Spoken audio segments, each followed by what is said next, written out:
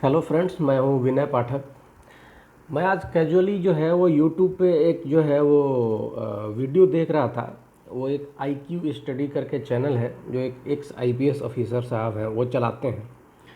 उसमें आज मैंने देखा वो समझाने की कोशिश कर रहे थे कि ऐसी क्या समस्या है जिसके चलते भारत में जो थानेदार हैं, जो एसएचओ हैं, जो officer incharge of police station है, ये एफआईआर रजिस्टर करने से जो करना जो है अवॉइड करते हैं, नहीं करना चाहते और नहीं करते हैं। उन्होंने बहुत सही बताया कि 10 में से 9 केसेस में एफआईआर रजिस्टर नहीं होता है जब तक कि मामला बिल्कुल सीरियस ना हो, जैसे मर्डर, रेप, डकैती वगैरह का।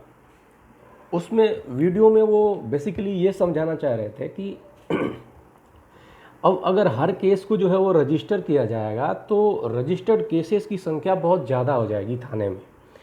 अगर किसी थाने में जो है वो पर्टिकुलर थाने में रजिस्टर्ड केसेस की संख्या बहुत ज़्यादा होगी तो ये कागज़ पे दिखेगा कि यहाँ क्राइम बहुत ज़्यादा हो रहे हैं, और इसलिए जो है वो जो थानेदार होता है उस पर जो है वो सीनियर ऑफिसर्स के दबाव बढ़ेंगे कि तुम्हारे थाने में जो है वो इतने क्राइम क्यों हो रहे हैं। एक तो उन्होंने ये रीज़न बताया जो एकदम बिल्कुल सटीक रीज़न उन्होंने बताया। दूसरा रीज़न जो उन्होंने बताने की कोशिश किया वो रीज़न ये है कि जैसे ही जो है वो एफआईआर जो है वो रजिस्टर हो जाता है, पुलिस वाले को इन्वेस्टिगेशन करना पड़ता है। इसमें मैं आपको बताऊंगा, बात कुछ ऐसी नहीं है, इसमें बात कुछ और है, वो मैं आपको जो है अभी वीडियो में बताऊंगा। तीसरी बात जो उन्होंने बताया वो ये बताया कि जो एफआईआर रजिस्टर करने का जो प्रोसेस है वो ये है कि आप ओरली या राइटिंग में जो station officer incharge of police station होता है, यानी जो एसएचओ होता है, वही सिर्फ जो है वो एफआईआर जो है वो रजिस्टर कर सकता है। अब उसके पास इतने सारे बहुत सारे और काम होते हैं कि वो ये नहीं कर पाता।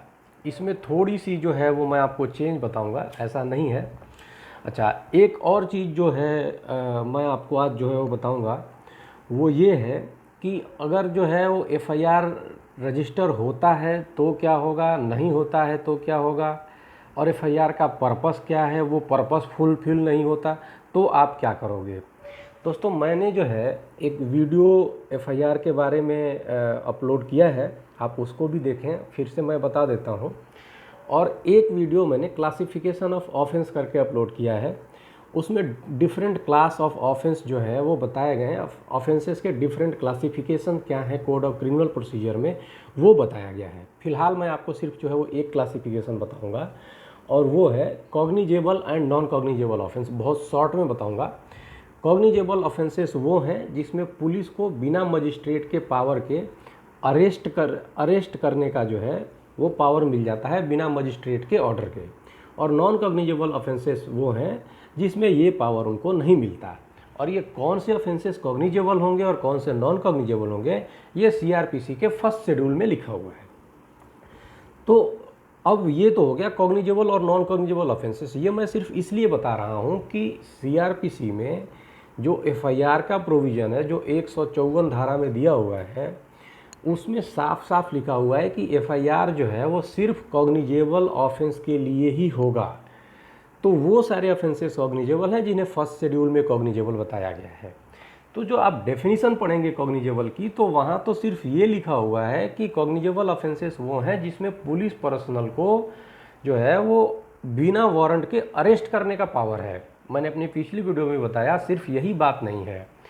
कॉग्निजेबल ऑफेंसेस में दो और चीज़ जुड़े हुए हैं, और वो ये है कि अब एफआईआर तो रजिस्टर होगा कॉग्निजेबल केसेस में। आपने ये देख लिया कि पावर ऑफ अरेस्ट वहाँ सिर्फ दिखाया हुआ है डेफिनेशन में, लेकिन जो असल बात है वो ये है कि सिर्फ कॉग्निजेबल ऑफेंस में ही एफआईआर रजिस्टर होता है। तो अगर ऑफेंस कॉग्निजेबल है तो उनको एफआईआर रजिस्टर करने का पावर है। जो दूसरा है वो ये है कि एफआईआर रजिस्टर करने के बाद या उससे पहले भी उन्हें जैसे ही लगता है कि इसमें कोई कॉग्निजेबल ऑफेंस डिस्क्लोज हो रहा है, उन्हें इन्वेस्टिगेशन करने का पावर मिल जाता है, वो भी बिना मजिस्ट्रेट के आदेश के। तो वो इन्वेस्टिगेट कर लिए, एक तो जो है वो रजिस्टर करने का एफआईआर, दूसरा है इन्वेस्टिगेशन करने का। अब इन्वेस्टिगेशन के दौरान वो किसी को भी अरेस्ट कर सकते हैं, डिटेन कर सकते हैं और किसी से भी पूछताछ कर सकते हैं जिन्हें उन्हें लगता है कि ये जो है वो घटना के बारे में या जो है वो जो केस है उसके बारे में कुछ भी जानता है। तो डेफिनीशन पढ़ के जो है वो आपको पूरी बात पता नहीं चलेगी। कॉग्निजेबल ऑफेंस का पूरा जो इम्पोर्ट है वो ये है। अब मैं बेसिकली जो इस वीडियो में आपको बताने वाला हूँ वो ये है कि 2013 की, ये हमेशा से मैंडेटरी था। एक बात मैं आपको बता दूं कि अगर सुप्रीम कोर्ट किसी लॉ को आज इंटरप्रेट कर देती है इस किसी खास पर्पस, किसी खास दिशा में, इसका मतलब ये नहीं होता है कि वो आज से ऐसा है। लॉ जब से होता है तब से वैसा ही होता है। इंटरप्रिटेशन उसकी जो होती है वो पिछले डेट से जाती है, जब तक कि ये ना कहा जाए कि इसका इंटरप्रिटेशन आज के बाद समझा जाएगा। तो मैं जब ये बताऊंगा कि सुप्रीम कोर्ट ने कहा है कि अब जो है वो एफआईआर रजिस्टर करना जो है वो मैंडेटरी है, इसका मतलब ये नहीं कि इस जजमेंट के डेट से मैंडेटरी है, वो हमेशा से मैंडेटरी था। इस जजमेंट में तो उसे बताया गया कि ये बात जो है मैंडेटरी है। तो ललिता कुमारी वर्सेस स्टेट ऑफ यूपी 2013 का केस है।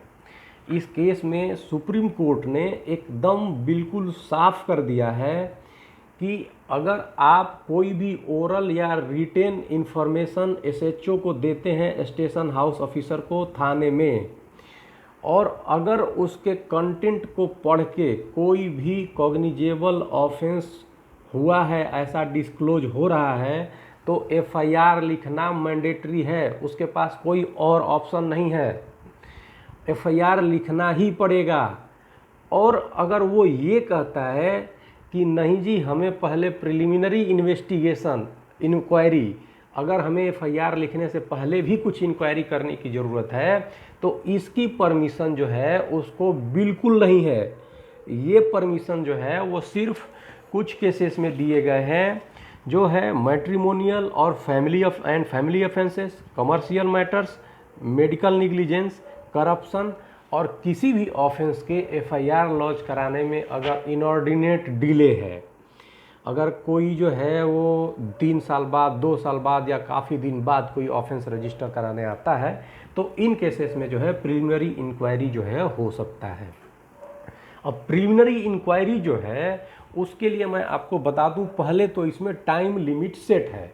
आपको 15 दिन के अंदर जो है वो करना पड़ेगा और आप इसको 6 वीक्स से अधिक जो है वो नहीं बढ़ा सकते एक्स्ट्रा ऑर्डिनरी केस में भी। अब आपने कोई कंप्लेंट जो है वो पुलिस थाने में दिया, अब पुलिस थाने में की तो उस कंप्लेंट पे जो है वो एफआईआर रजिस्टर हो जाएगा या प्रिलिमिनरी इंक्वायरी में जो है उसको भेजा जाएगा। प्रिलिमिनरी इंक्वायरी में 2 चीज़ें हो सकती हैं। एक तो ये कि पुलिस वाले मान लेंगे कि नहीं, इसमें जो मटेरियल है उससे कॉग्निजेबल ऑफेंस डिस्क्लोज हो रहा है और हम एफआईआर रजिस्टर करेंगे, या वो ये कहेंगे कि इसमें जो है वो कोई जो है वो कॉग्निजेबल ऑफेंस डिस्क्लोज नहीं होता, इसलिए हम एफआईआर रजिस्टर नहीं करेंगे। ये जो दूसरा वाला केस है जिसमें वो रजिस्टर नहीं करेंगे, इसमें वो कंप्लेंट के आपको क्लोज कर देंगे। ऐसे केसेस में, इसी केस में, इसी जजमेंट में सुप्रीम कोर्ट ने कह दिया है कि अगर किसी का कंप्लेंट जो है थाने में आता है, तो चाहे वो कॉग्निजेबल डिस्क्लोज हो रहा हो या न हो रहा हो, उसकी डीडी नंबर ज़रूर मिलेगी। डेली डायरी में तो उसकी एंट्री होगी ही कि ऐसा कंप्लेंट आया है, और डेली डायरी में एंट्री होने के 15 दिन और ये जो 6 वीक्स का टाइम है, इसमें जो है वो प्रिलिमिनरी इंक्वायरी ख़त्म करना है। और अगर प्रिलिमिनरी इंक्वायरी के बाद आपका कंप्लेंट अगर क्लोज होता है, तो आपको यानी कंप्लेनेंट को या इन्फॉर्मेंट को इस बात की जानकारी देनी पड़ेगी विथ ब्रीफ रीजन, साथ में रीजन भी देना पड़ेगा कि किस आधार पे उनको ये पता चला है कि इसमें जो है वो कोई कॉग्निजेबल ऑफेंस का होना जो है वो डिस्क्लोज नहीं हो रहा है। अब मैं आपको एक और इम्पोर्टेंट चीज़ बता दूं, ये जो प्रिलिमिनरी इंक्वायरी है इसका स्कोप बहुत ही लिमिटेड है। इसमें जो है आप जो भी लिखेंगे उस कंप्लेंट में, उसमें बातें जो लिखी है वो सच है कि झूठ है, ये इंक्वायरी नहीं करना है। इसमें ये इंक्वायरी तो इन्वेस्टिगेशन में होगी। यहाँ जो है वो इंक्वायरी सिर्फ इस बात की होनी है कि जो कंप्लेंट में कंटेंट्स लिखे हुए हैं इससे कोई कॉग्निजेबल ऑफेंस का होना डिस्क्लोज होता है या नहीं होता है। अब मैंने बताया अगर एफआईआर रजिस्टर हुई तो आपको एक फ्री में कॉपी मिलेगी, वो एक प्रोसीजर है। अब होता है क्या कि अगर एफआईआर रजिस्टर नहीं होता है, उन्होंने क्लोज कर दिया प्रिलिमिनरी इन्वेस्टिगेशन इंक्वायरी के बाद, या फिर आपकी जो है वो कंप्लेंट ली ही नहीं, तो आप क्या करेंगे। ऐसे केसेस में जो है आपको अब 154 के 3 में ये कहा गया है कि आप जो घटना है, जो इंसिडेंट है, उसका सब्सटेंस लिख के और पोस्ट से सुपरिटेंडेंट ऑफ पुलिस को भेज दीजिए। ये सुपरिटेंडेंट ऑफ पुलिस जो हैं वो कमिश्नर ऑफ पुलिस होते हैं, कहीं कहीं जो है जहाँ कमिश्नरेट सिस्टम है वहाँ कमिश्नर ऑफ पुलिस को भेजना होता है। आप उसकी कॉपी एक जो है वो सब्सटेंस उसके लिख के भेजेंगे, और वहाँ जो पुलिस ऑफिसर, जो वहाँ जो एसपी साहब हैं, उनको अगर लगता है उस सब्सटेंस से कि कोई कॉग्निजेबल ऑफेंस डिस्क्लोज हो रहा है, तो वो चाहे तो खुद इन्वेस्टिगेशन कर लें, थाने को आदेश दे दें, या अपने किसी सबऑर्डिनेट अधिकारी को जो है वो इन्वेस्टिगेशन करने का पावर जो है वो दे दें। अब मैं 154 के बारे में जो है 154(1) जो है जिसमें एफआईआर रजिस्टर करने की एसएचओ की पावर है, उसके बारे में मैं एक चीज़ आपको बता दूं।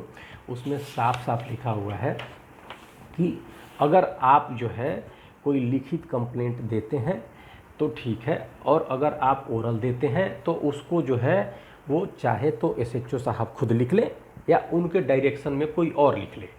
तो मैं आपको यही बताना चाह रहा था कि जो उस क्लास में, जो यूट्यूब क्लास में मैंने आपको बताया था कि बता रहे थे जो एक्स आईपीएस साहब हैं, वो कहना चाह रहे थे कि केवल एसएचओ ही कर सकता है। मैं क्या कह रहा हूँ आपको कि ये उसके डायरेक्शन में भी हो सकता है, और डायरेक्शन का मतलब ये थोड़े होता है कि वो सामने बैठा रहेगा तभी होगा। ये डायरेक्शन स्टैंडिंग डायरेक्शन भी हो सकता है। एक स्टैंडिंग डायरेक्शन होगा कि एफआईआर रजिस्टर करने का काम जो है ये आदमी जो है वो करेगा। उनके डायरेक्शन का मतलब ये नहीं होता है कि वो ऐसे खड़ा होकर और डिक्टेट करेंगे और फिर सामने कोई जो है वो लिखेगा। यही मैं आपको बताना चाह रहा था, इसलिए उस वीडियो का मैं जो है वो रेफरेंस दे रहा था। और मैं प्रैक्टिस के तौर पे आपको बता दूं कि प्रैक्टिस तो ये है जी कि थाने में एक जो है वो डिप्टी ऑफिसर रखा रहता है, या कई बार जो है वो क्लर्क्स हैं, वही थाने में जो है वो एफआईआर लिखते हैं, और उसमें एसएचओ साहब का कोई रोल नहीं होता है। ये मैं प्रैक्टिस वाली बात बता रहा हूँ आपको, ये लॉ में ऐसा नहीं लिखा है, ठीक है। तो कहने का मतलब ये है कि 154 में जो है वो एफआईआर का प्रोसीजर यही है। अगर नहीं होता है तो आपको 154 के 3 में भेजना होता है। अब अगर 154 के 3 में भी नहीं हुआ तो क्या करेंगे, या फिर अगर 154(1) में ही एफआईआर हो गया है लेकिन इन्वेस्टिगेशन नहीं हो रहा है, या एसपी साहब जो है अपने यहाँ केस तो रजिस्टर कर लिए, इन्वेस्टिगेशन नहीं कर रहे हैं, या फिर जो इन्वेस्टिगेशन हो रहा है वो सही नहीं हो रहा है, सही डायरेक्शन में नहीं हो रहा है, तो आप क्या करेंगे। क्योंकि एफआईआर रजिस्ट्रेशन जो करना है उसका मतलब क्या है, उसका मतलब है इन्वेस्टिगेशन शुरू करना है। इन्वेस्टिगेशन शुरू करने की पावर 156, 157 और 160, 61, 62 में और 65 तक उसके प्रोसीजर दिए हुए हैं। वो हमने जो है वो दूसरे वीडियो में आपको बताया है, आप उसको देखिए। मैं आपको फ़िलहाल ये बता दूं कि अगर आपको जो है वो ऐसा लगता है कि इन्वेस्टिगेशन ठीक नहीं हो रहा है, या आपका एफआईआर ही नहीं लिया जाता है, या रजिस्टर नहीं होता है, तो आपके पास ऑप्शन है कि आप जो है जो आपके एरिया के जो मजिस्ट्रेट साहब हैं, जो चीफ जुडिशियल मजिस्ट्रेट साहब हैं, या जो चीफ मेट्रोपॉलिटन मजिस्ट्रेट साहब हैं, उनके पास आप एक कंप्लेंट फाइल कर सकते हैं, एक एप्लीकेशन फाइल कर सकते हैं 156(3) वाले में। 156(3) जो है वो मजिस्ट्रेट साहब की पावर है कि वो पुलिस को, एसएचओ को ऑर्डर कर दें इन्वेस्टिगेशन करने का। अभी एफआईआर रजिस्टर करने की वो कहेंगे या नहीं कहेंगे वो जो है अलग बात है। अगर वो नहीं कहेंगे एफआईआर लिखने का, तो भी जो है एफआईआर तो लिखना ही पड़ेगा, क्योंकि एफआईआर लिखना इन्वेस्टिगेशन का ही एक जो है पार्ट है। उसका मतलब ये है कि इन्वेस्टिगेशन होना है तो एफआईआर भी लिखा जाएगा, ठीक है। ये नहीं कि अगर मजिस्ट्रेट साहब ने सिर्फ ऑर्डर कर दिया जो है वो इन्वेस्टिगेशन करो तो एफआईआर नहीं लिखेंगे, एफआईआर भी लिखेंगे और इन्वेस्टिगेशन उनको करना पड़ेगा, ये मैंडेटरी होगा। फिर अब जो मैं आपको बता रहा था कि जो यूट्यूब पे साहब बता रहे थे कि वो होता क्या है कि एफआईआर रजिस्टर हो जाता है तो इन्वेस्टिगेशन करना ही पड़ता है, ऐसा नहीं है। मैं आपको बता दूं कि अगर एफआईआर रजिस्टर हो गया है फिर भी जो है वो सेक्शन 157 का प्रोविजो है, वो कहता है कि जिस अगर नाम के साथ अपराधी के नाम के साथ अगर एफआईआर लिखवाया गया है और अगर वो जाना पहचाना आइडेंटिफाई हो सकता है वो आदमी, और अगर लगता है थानेदार को ऐसे चौके कि नहीं जी ये उतना सीरियस मामला नहीं है जिसमें एफआईआर जिसमें जो है इन्वेस्टिगेशन की ज़रूरत है, तो वो इन्वेस्टिगेशन नहीं करेगा। मैं आपको बता रहा हूँ कि अगर लगेगा उसको कि सीरियस मामला नहीं है, इसमें इन्वेस्टिगेशन की ज़रूरत नहीं है, तो वो इन्वेस्टिगेशन नहीं करेगा। यही मैं आपको बता रहा था। अब इसके बाद जो है वो पहले से भी जो है वो प्रीलिमिनरी इंक्वायरी के प्रोविजंस जो है वो 159 सेक्शन में दिया हुआ था। सेक्शन 159 में प्रीलिमिनरी इंक्वायरी के प्रोविजंस जो है वो दिए हुए हैं। अब जो है मैं आपको जो बता रहा हूँ, जो 156(3) बताया, उसमें जो आपको कुछ इम्पोर्टेंट केसेस हैं वो भी आपको जानने होंगे। उसमें से आपको मैं जो सबसे इम्पोर्टेंट केस है एक वो बता दूं, उसका नाम है शकीरी वसु वर्सेस स्टेट ऑफ यूपी, 2007 का केस है। इसमें जो पिटिशनर थे उनको शायद रिलीफ नहीं मिला था, लेकिन जो गाइडलाइंस इसमें आए हैं, क्योंकि वो सीबीआई इन्वेस्टिगेशन वगैरह मांग रहे थे, मामला था कोई सेना का जो है वो कोई ऑफिसर था, उसकी किसी मिस्टीरियस कंडीशन में डेथ हो गई थी, पुलिस वाले उसे जो है वो सुसाइड बता रहे थे या ट्रेन एक्सीडेंट बता रहे थे, और वो कुछ और बता रहे थे, वो उसे डिजर्टेड बता रहे थे। तो इसमें जो मेन सब्सटेंस है वो ये है कि कई बार होता क्या है कि कई बार मैं आपको बता दूं, खासकर यूपी और बिहार के आप किसी जो है वो मजिस्ट्रेट साहब के पास जाएंगे तो कई बार तो लोगों को पता ही नहीं होता है कि जो है वो इन्वेस्टिगेशन में जो है वो कुछ डायरेक्शन भी दे सकते हैं, या वो जो है एफआईआर करने की जो है वो ऑर्डर दे सकते हैं। जो है वो मैंने खुद ऐसा फेस किया है कई बार उन कोर्ट्स में। अब इसमें क्या है, इसी केस में बिल्कुल साफ साफ कहा गया है कि अगर जो है एफआईआर करने से मना कर रहे हैं या करने के बाद जो है इन्वेस्टिगेशन नहीं कर रहे हैं या इन्वेस्टिगेशन ठीक से नहीं कर रहे हैं, इन तीनों ही कंडीशन में मजिस्ट्रेट साहब को पावर है एप्रोप्रिएट ऑर्डर पास करने का, और ये इसी केस में कहा गया था, शकीरी वसु वर्सेस स्टेट ऑफ यूपी के केस में। तो दोस्तों यहाँ जो है एफआईआर के बारे में आपने देखा कि कैसे एफआईआर किन मामलों में होता है, एफआईआर जो है वो किसको करना होता है, एफआईआर की जो है वो अगर नहीं करता है तो हम किसके पास जाते हैं, और अगर जो है एसपी के पास भी एफआईआर नहीं हुआ तो हम जो है वो क्या न्यायालय जा सकते हैं, और न्यायालय जाके हम क्या कहेंगे, और न्यायालय में जो है हमें क्या रिलीफ मिलेगा, और फिर पुलिस वाले उसका जो है वो पालन जो है करने के लिए बाध्य हैं या नहीं है। एक चीज़ जो है और मैं आपको बता दूं कि अगर आप जो है वो एफआईआर के लिए जो है वो कंप्लेंट देते हैं, और अगर कंप्लेंट पे जो है वो ऑफेंस डिस्क्लोज होने के बाद भी अगर जो है वो एफआईआर नहीं होता, तो ये एक अपने आप में ऑफेंस है, और ये जो है वो आईपीसी के सेक्शन 166 के अंतर्गत जो है ये एक ऑफेंस है, और इसके लिए जो है 166A है। इसके लिए जो है वो इसमें बताया गया है कि जो पब्लिक ऑफिसर्स हैं, पब्लिक सर्वेंट्स हैं, अगर उन्हें कोई डायरेक्शन है लॉ में और अगर वो ऐसा नहीं करते हैं तो उन्हें जो है वो सज़ा हो सकती है। अब मैंने आपको बताया कि जो सुप्रीम कोर्ट का जो जजमेंट है ललिता वाली, उसमें साफ साफ डायरेक्शन है कि अगर जो है वो कॉग्निजेबल ऑफेंस डिस्क्लोज होता है तो एफआईआर लिखना है, और अगर ऐसा डिस्क्लोज होने के बाद भी वो एफआईआर नहीं लिखते हैं तो इसका मतलब ये है कि वो इस वाला सेक्शन में जो ऑफेंस बताया गया है उसके जो है वो कमिट करते हैं, और इसमें जो पनिशमेंट दिया गया है वो जो है इसके भागी होंगे। तो अब आप अगली बार जो है वो कभी भी जो है वो थानेदार साहब के पास जाएँ तो इतनी सारी बातें ध्यान रखें कि जो है वो थानेदार साहब जो हैं वो ऑल इन ऑल नहीं हैं, उनके ऊपर भी अथॉरिटीज़ हैं, और आप अपने अधिकार जानते रहेंगे, आप अपने राइट्स जानेंगे तो आप एम्पावर महसूस करेंगे, आपको लगेगा कि आपके अंदर जो है वो दम है और आपको जो है वो मना नहीं कर पाएंगे, ठीक है। और अगर आप नहीं जानते रहेंगे तो वो कुछ भी उल्टा पलटा जो है वो कह के आपको समझा देंगे और आप उनके सामने कुछ कह नहीं पाएंगे। धन्यवाद। मैं जो है वो ये अगले वीडियो में जो है आपको मैं बताऊंगा कि जो है अगर एफआईआर जो है वो रजिस्टर हो जाती है और एफआईआर में जो इन्वेस्टिगेशन जो है वो शुरू हो जाता है, तो मैंने एक वीडियो में जो है वो वहाँ तक बताया था कि उसमें जो है वो जो ओरल एविडेंसेस होते हैं वो कैसे कलेक्ट होते हैं, ये तो हमने बात कर लिया था।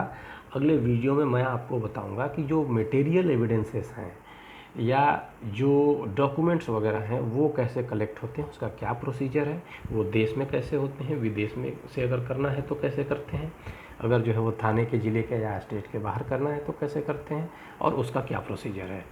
Thank you.